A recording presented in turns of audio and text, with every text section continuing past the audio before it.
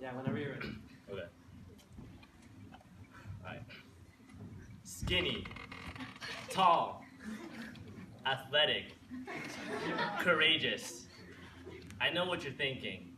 You're thinking I'm describing myself, but actually, I'm also describing Hercules. I've seen Hercules when I was a kid, and there's this movie that really resonates to me about the organization in the Filipino club, and it goes like this.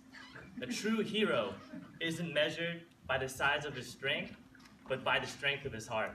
And I believe this quote talks about UFC because no matter how big or how small our club is, I think what matters is the family value you have with each other.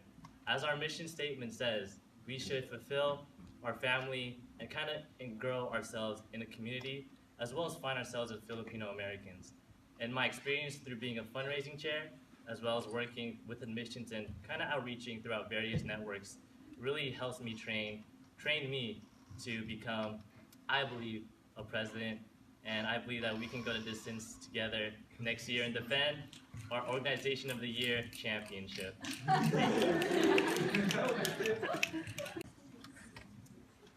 What did I get out of this club?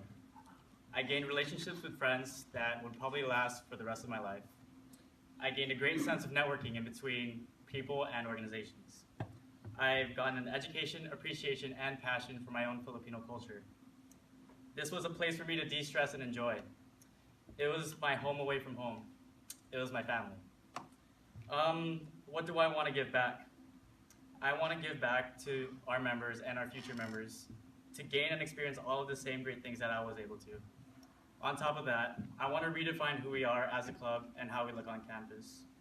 Usually we're known as a social club, which is not necessarily a bad thing, but I want to look past that. I want to bridge the culture gap in between us and different cultural groups. I want to not only make our club learn about our roots and what's going on in the Philippines, but also how we can help them.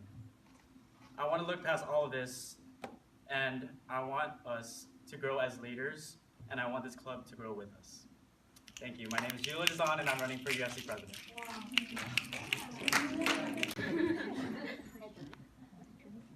As president, you'll be contacted from administration, from students, from outside community members. As one of the largest organizations of color on campus, how do you plan on representing our club within the pertinent issues to our student experience? What process will you go through to accurately represent the views of our club in student experience issues such as the MRC Coalition currently?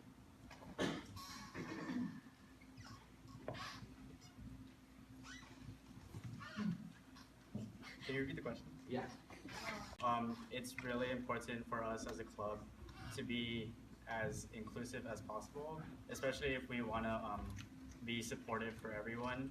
And I feel like although it's important to take a stance on things like these, issues like these, I feel like we can, it's really hard to make a club like be very biased on one thing. So I think what I would do is work really closely together with our social justice chair to see their views, as well as talk to the club as well. Because I mean, after all, it's not just my decision, it's our club's decision.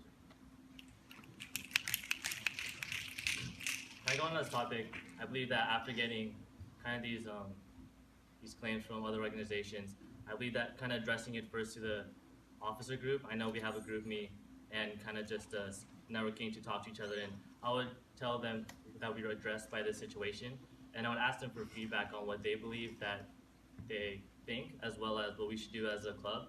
And then from then I would also talk to other members of the club and kind of get their perspective. So not only are we kind of just having a hierarchy of kind of what we think, rather as a whole club and a whole community, what we wholly think, and kind of just addressing from there and seeing what we should do that's best for that cause, as well as pretty much what our stances are in helping supporting different causes that students like us in the university is really trying to make a difference at this stage in our life.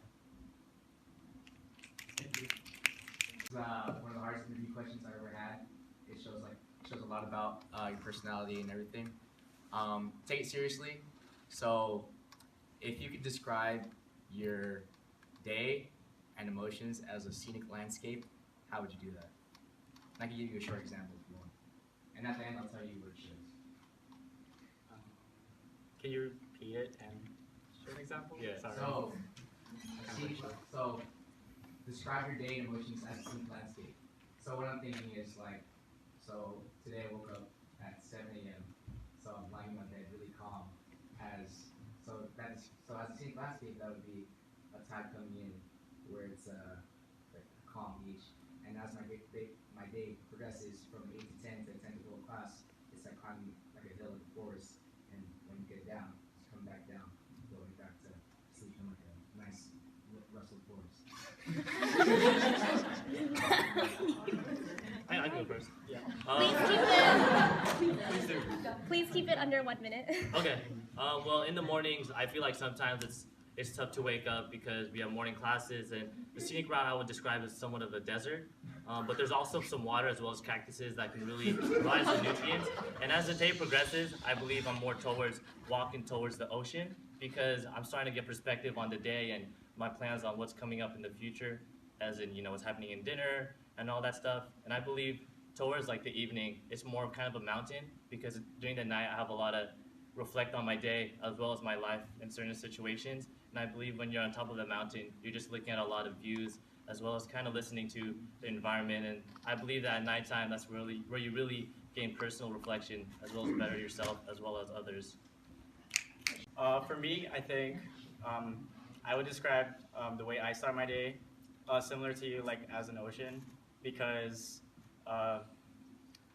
every different day is kind of different, just like how there's always different tides.